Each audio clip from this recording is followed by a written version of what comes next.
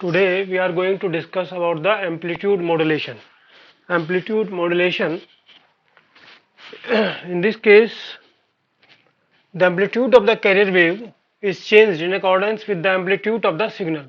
However, the frequency and phase of the modulated wave remains the same as of the carrier wave. So we have the two wave. One is signal wave, another is the carrier wave. Signal wave, that is the audio wave which we have speak, और जो हम बोलते हैं आवाज़ आती है हमारी, तो वो सिग्नल वेव है, और कैरियर वेव है that is the oscillator wave. Oscillator से जो वेव निकलती है हाई फ्रीक्वेंसी की, वो वेव है. सिग्नल फ्रीक्वेंसी की जो सिग्नल वेव की जो फ्रीक्वेंसी होती है वो कम होती है, और कैरियर वेव ऑक्सीलेटिंग वेव होती है, इसकी फ्रीक्वेंसी ज़्यादा होगी. और इन दोनों को सुपर इम्पोज करके जो वेव बनती है हमारे पास, वो एम्पलीट्यूड मॉड्यूलेटेड वेव बनती है. इसमें हमारे पास phase and the frequency remains the same as of the carrier wave रहेगी. तो हमने जो सिग्नल लिया है, इसमें सिग्नल वेव हमने सपोज किया, तो E S equal to capital E S cos omega S T. E S क्या है हमारे पास? Instantaneous voltage of the signal wave. Capital E S है amplitude of the signal wave. Omega S है angular frequency of the signal wave. E C जो है, small E C जो है instantaneous voltage of the carrier wave. Capital E C amplitude of the carrier wave, and omega S C is the angular frequency of the carrier wave. तो हमारे पास जो modulated wave बनती है, इसका जो amplitude होगा EM, amplitude EM, that will be equal to EC plus KES. This can be maximum, ये maximum होगा और ये मिनिमम होगा, वो हम निकाल लेंगे बाद में. तो ये जो EM, this is the amplitude modulated wave का, ये एम्पलीट्यूड है EC के बराबर. इसमें EC क्यों, कैपिटल EC क्यों आता है? क्योंकि ये जो कैरियर वेव का जो फ्रीक्वेंसी होती है वो ज़्यादा होती है. तो amplitude EM equal to EC, क्योंकि EC प्लस KES जो है वो इसमें वेरिएशन होता है, तो इसमें K into ES instantaneous voltage हम इसमें ऐड कर देंगे. तो EM जो है EM कॉस ओमेगा CT के बराबर होगा, क्योंकि मॉड्यूलेटेड वेव जो है हमारे पास है उसका एम्पलीट्यूड जो है EM हमने लिया है जो इसके बराबर है, और इसकी जो फ्रीक्वेंसी होगी लगभग कैरियर वेव की फ्रीक्वेंसी के बराबर होगी, क्योंकि कैरियर वेव की फ्रीक्वेंसी बहुत ज़्यादा होती है in comparison to the signal wave. तो इसको ओपन करें तो EC cos omega CT plus KES cos omega CT आ जाएगा. EC cos omega CT plus KES, ES की वैल्यू रख दीजिए, ES cos omega ST cos omega CT. तो EC cos omega CT plus KES divide by EC into EC से multiply और डिवाइड दोनों कर दीजिए, तो ये आ जाएगा हमारे पास. EC cos omega CT common ले लीजिए, तो 1 plus KES divide by EC cos omega ST आ जाएगा, और EC cos omega CT 1 plus M cos omega ST, जहाँ M क्या हो जाएगा हमारे पास? KES divide by EC. EM जो है हमारे पास जो हमने लिखा था, ये है EC plus KES cos omega ST. ES की वैल्यू इसमें पुटअप कर दीजिए, तो EM माइनस EC हमारे पास KES कॉस ओमेगा ST. हमें पता है कि कॉस ओमेगा ST की जो मैक्सिमम वैल्यू है वो +1 और मिनिमम वैल्यू -1 होती है. तो अगर हम मैक्सिमम वैल्यू पुटअप करें तो EM माइनस EC की जो मैक्सिमम वैल्यू है, यानी कि चेंज डेल्टा E, वो हमारे पास KES के बराबर आ जाए. ठीक है, तो ये हमारे पास जो M है वो KES के बराबर आ गया. तो M जो है वो KES डिवाइड बाई EC के बराबर होता है, और KES को हम EC maximum delta E maximum divide by EC लिख सकते हैं, और डेल्टा E मैक्सिमम किसके बराबर है? EM माइनस EC मैक्सिमम और डिवाइड बाई EC के बराबर है.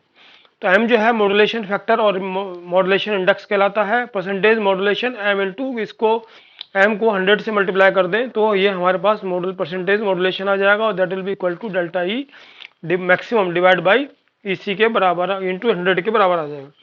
तो EM equal to EC cos omega CT plus EM EC cos omega S cos omega CT, जो हमारे पास फिफ्थ इक्वेशन से है.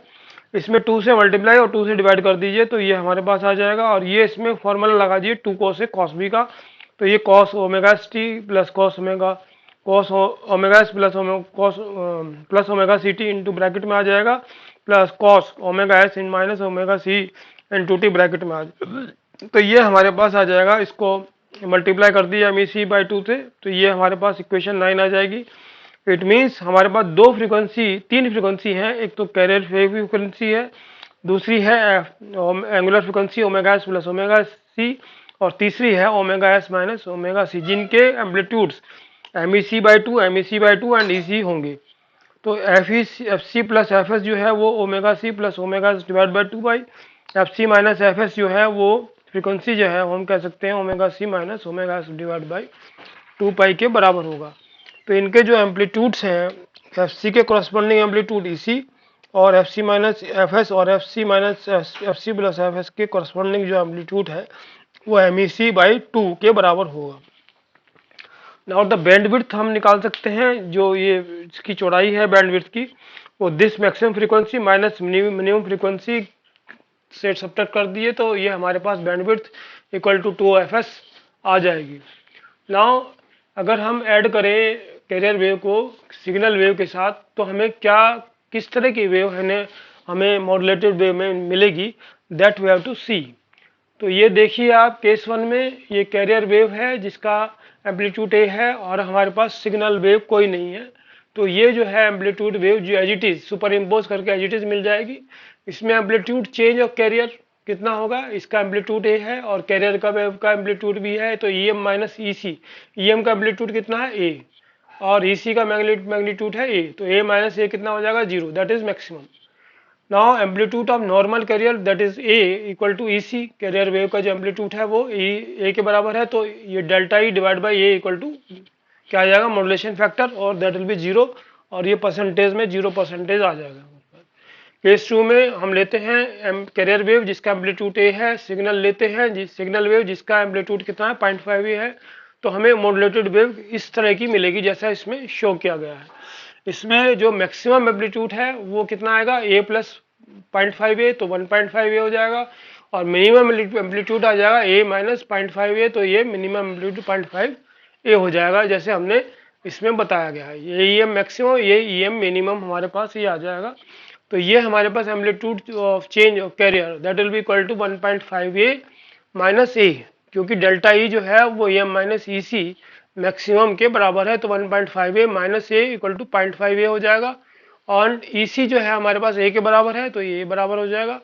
तो ई एम माइनस ई सी ये हमने निकाल लिया है, तो ये हमारे यहाँ रख देंगे delta E divide by E सी, वो हमारे पास 0.5 आ जाएगा और ये 50% in terms of percentage this will be 50%।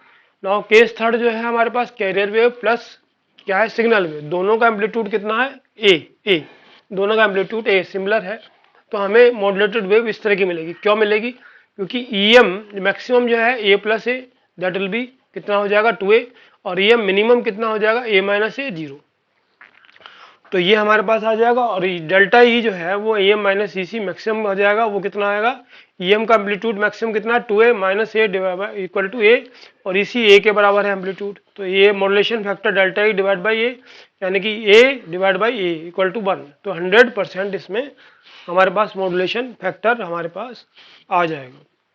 Now comes to the A M modulator, तो ए एम मॉड्यूलेटर में हमारे पास क्या है एम्पलीट्यूड जो है एम्पलीट्यूड मॉड्यूलेशन का जो है हमें मॉड्यूलेटर बनाना है, यानी कि हमें एम्पलीट्यूड मॉड्यूलेटेड वेव जनरेट करनी है।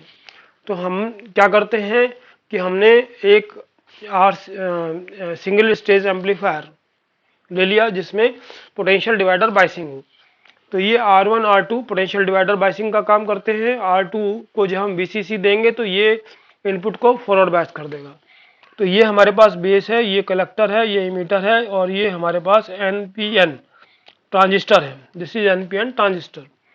तो R1 R2 और RE तो हमारे पास क्या करते हैं पोटेंशियल डिवाइडर बायसिंग का काम करते हैं। C is the bypass capacitor हो जाएगा हमारे पास, और C इन जो है हमारे पास क्या करेगा कि ये C को ये इनसाइड में जाने देगा और DC को जो यहाँ से आ रही है इसको AC में जाने नहीं देगा। कपलिंग कैपेसिटर CC लगाते हैं, क्यों, क्योंकि ये जो है हमारे पास जो है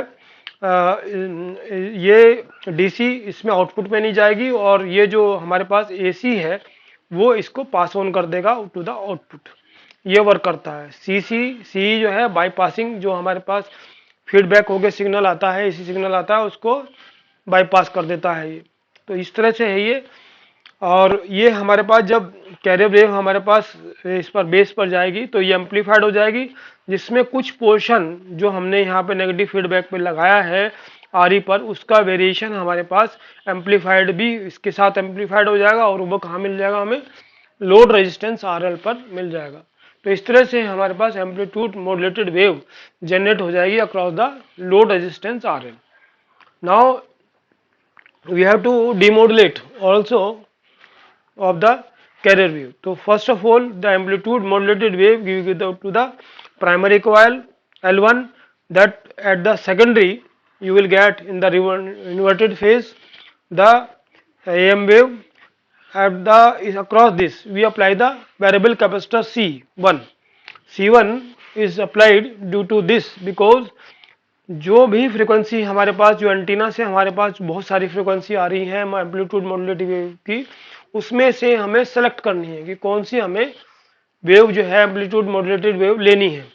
तो वो C1 को वेरी करने से हमारे पास जो भी फ्रीक्वेंसी की एम्पलीट्यूड मॉड्यूलेटेड वेव है वो हम इसमें से पास ऑन कर देते हैं, आगे वो सेलेक्ट कर लेंगे। डायोड डिटेक्टर लगाते हैं, इससे हमारे पास क्या होता है कि ये पॉजिटिव सिग्नल के लिए क्या करता है, ये रेक्टिफाइड कर देता है और नेगेटिव सिग्नल को ये पास ऑन नहीं करने देता। तो हमारे पास आगे हाफ वेव रेक्टिफायर की तरह ये वर्क करेगा और रेक्टिफाइड हमें आउटपुट मिल जाएगी। इसके बाद नाउ कैपेसिटर C जो हम यहाँ पर लगाते हैं, ये इस तरह से लगाते हैं कि जो AC सिग्नल है वो बाईपास हो जाए और DC सिग्नल को ये आगे भेज दे।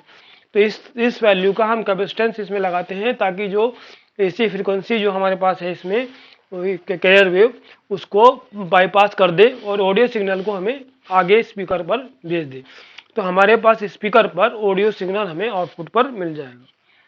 Now the elements of transmission and reception in radio communications.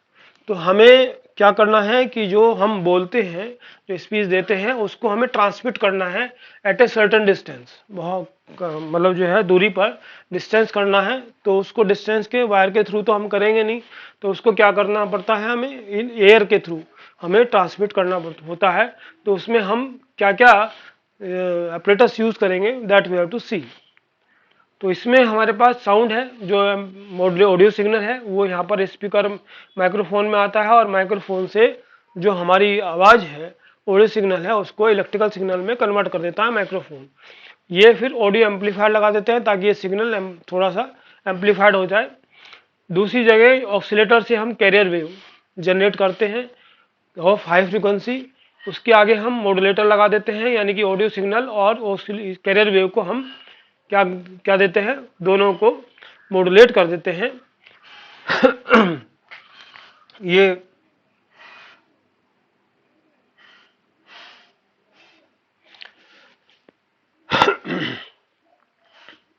ये हम मॉड्यूलेट कर देते हैं तो हमारे पास एम्पलीट्यूड मॉड्यूलेटेड वेव इस तरह की हमारे पास बन जाएगी। यहाँ पर ये हमारे पास वेव हमारे पास बन जाएगी, जिसको हम एरियल के थ्रू एयर में दे देते हैं।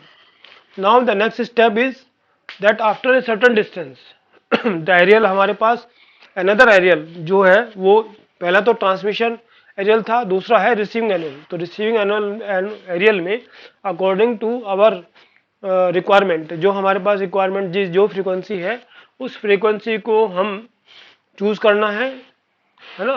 तो बहुत सारे हमारे पास वेव्स आ जाएंगी, उनको हम एम्पलीफाई कर देंगे, एम्पलीफाई करके डीमॉड्यूलेटर में लगा देंगे। तो जो भी फ्रीक्वेंसी हमारे पास नीडेड होगी उस फ्रीक्वेंसी को हम डीमॉड्यूलेटर सर्किट की सहायता से वो चूज कर लेंगे, ठीक है। और उसके आगे हमने जैसे स्पीकर लगाया है तो हमारे पास स्पीकर में ऑडियो सिग्नल ये हमें प्राप्त हो जाएगा और हम उसको ऑडियो सिग्नल को जो हमने ट्रांसमिट किया है from one place to another place वो हम सुन सकते हैं, ठीक है। All right, thank you.